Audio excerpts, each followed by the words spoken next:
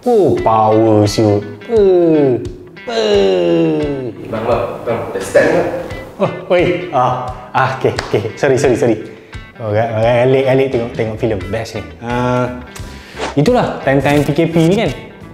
Orang tanya, boring lah Abang Jaafar. Ada filem-filem lain tak yang boleh tengok? Kami nak senaraikan 7 filem yang patut ditonton semasa PKP.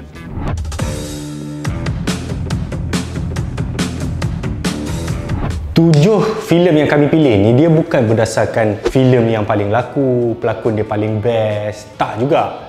Filem yang kami pilih ni berdasarkan pada sinematografi, berdasarkan kepada pakej keseluruhan filem tu. Tapi bagi orang yang minat kereta, bagi petrol head, 7 filem ni mesti ada dalam senarai.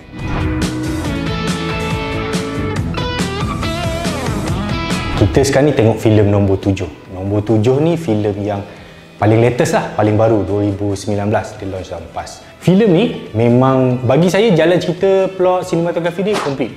Dia dilakonkan oleh Christian Bale dengan Matt Damon. Ford vs Ferrari. Ford vs Ferrari ni filem yang dibuat berdasarkan sejarah. Satu masa dulu Ford memang pernah cuba untuk membeli Ferrari. Waktu tu Ferrari ada masalah kewangan lah. Bila Henry Ford ni dia cuba untuk beli Ferrari, jadi tim dia pergi ke Italy.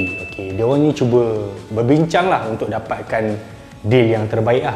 Bila sampai satu masa tu, dia almost nak beli dah. Tapi tak tahu apa sebab dia. Jadi Ferrari tak jadi jual kepada Ford. Tell him he's not Henry Ford. Nani? Jadi Ford jual kepada Fiat. Disebabkan hal ni, Henry Ford rasa macam berdendam. Dia satu hari nanti dia mesti nak tewaskan Ferrari. Sebab Ferrari ni sangat terror dalam Le Mans. Le Mans memang 24 hour Le Mans ni memang dia race yang dia menang. Sepanjang tahun dia menang.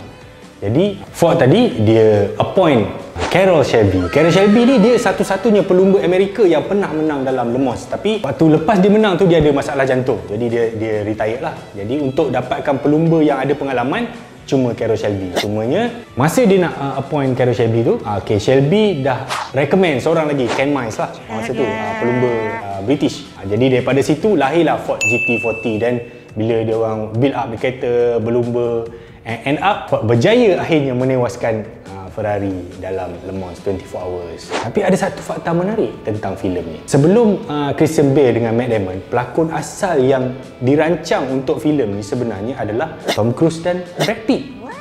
Kena tahu tu.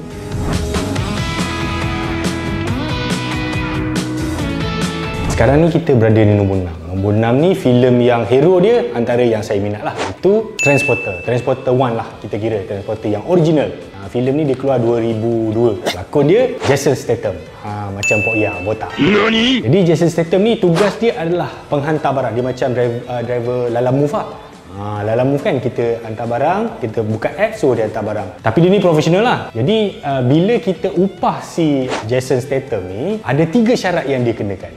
Bila kita first deal tak boleh ubah. Contohnya kita suruh hantar daripada KL ke Kok Diang. Tak boleh ubah dah. Itu first deal. Yang kedua, tak boleh tanya. Tak ada soalan yang boleh ditanya.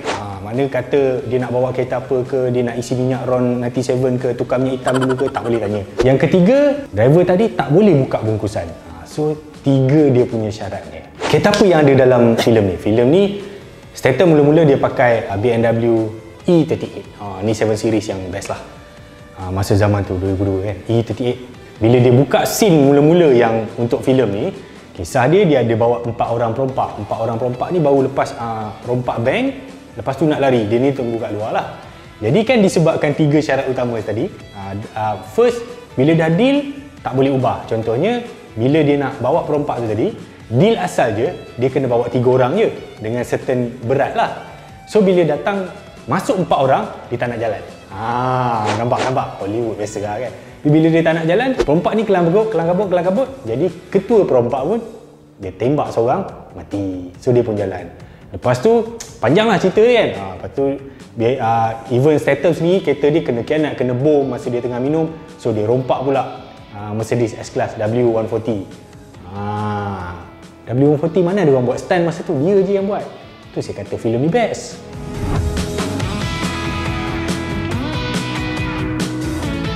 5. Kita menurun filem paling lama lah. So nombor 5 ni saya rasa generasi WeChat pun banyak yang tak tahulah. Nama dia Gone in 60 Seconds. Filem ni filem yang agak moden jugalah, dilakonkan oleh Nicolas Cage dengan Angelina Jolie.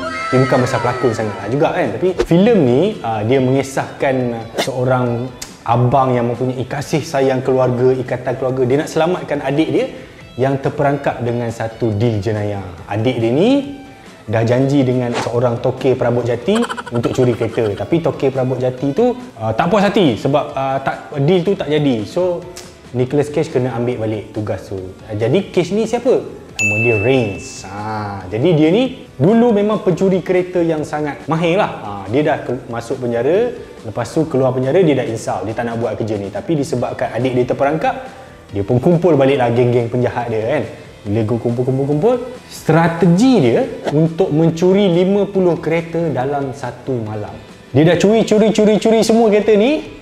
Ada satu kereta yang dia kantoi, iaitu Ford Mustang yang dipanggil Eleanor, GT350. Jadi Ford Mustang ni yang menyebabkan filem ni jadi, macam mana nak cakap, dia sangat best lah.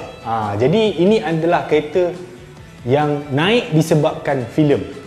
Sebab filem ni lah Eleanor jadi mahal. Dan sampai sekarang pun orang panggil dia Eleanor. Okay, best kan?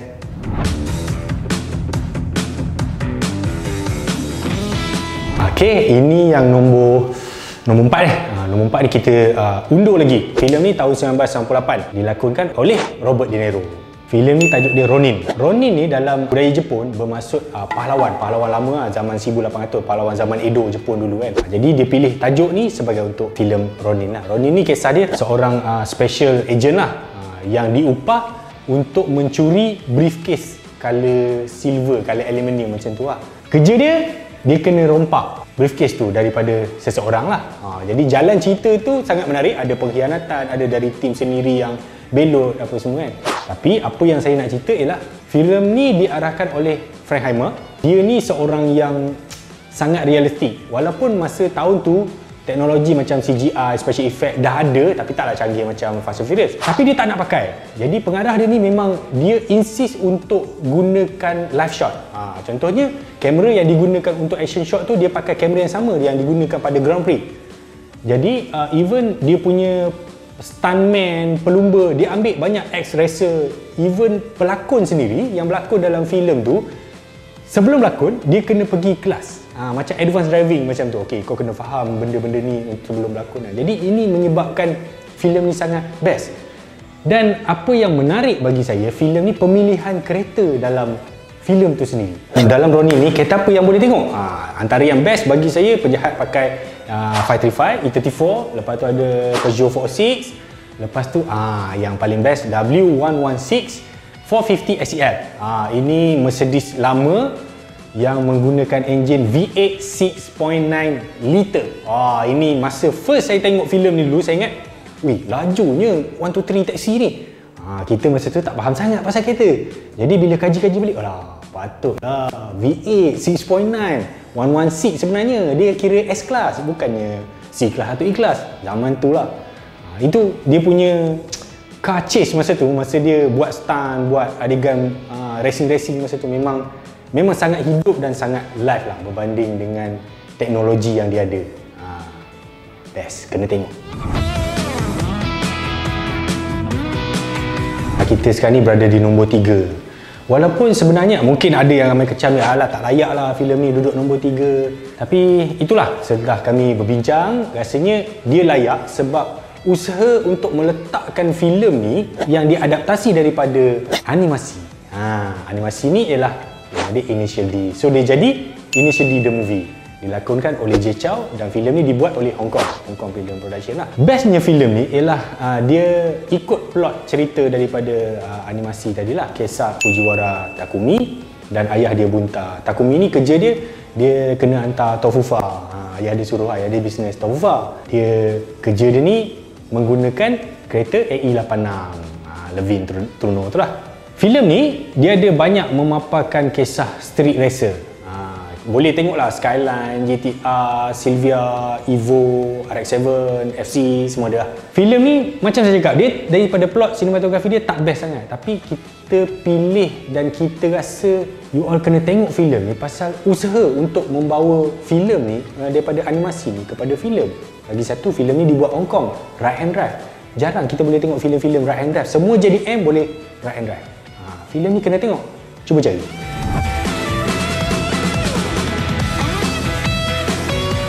Nombor berapa?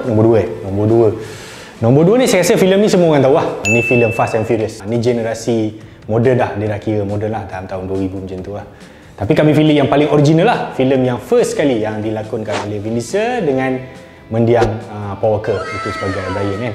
Kisah dia kisah yang biasalah, pencuri nak hijack peti ais, dulang Astro semua, dia hijack trailer tu. So dia gunakan kereta penjahat masa tu pakai CVEG. Orang betul EG9 2 pintu, orang sebut EG9 2 pintu, padahal itu ialah EG coupe untuk US market. Dia ada 2 pintu EG. Okay, left hand drive. Kemudian dalam filem ni kita boleh tengok banyak kereta-kereta JDM yang menarik macam RX-7, ada S2000 kan. Inilah filem Amerika bagi saya yang pertama menunjukkan scene street racing. Ini adalah filem Amerika yang mengubah industri filem Hollywood secara keseluruhan, especially untuk bahagian kereta dan street racing lah. Ia memberi pengaruh yang sangat besar, sehingga kan dulu kita boleh tengok abang-abang pun dah start pasang lampu bawah kereta, lepas tu berkelip-kelip kan. Semak tapi filem ni sebenarnya dia merubah industri. Kena tengok siapa yang tak pernah tengok. Okay, juara kita pada hari ni. Okay, yang nombor 1 ni, filem ni merupakan moyang kepada Fast and Furious yang Gone in 60 Seconds, Fast BF Ferrari, semua filem-filem kereta stunt. Ni moyang dia, iaitu Thunderbolt.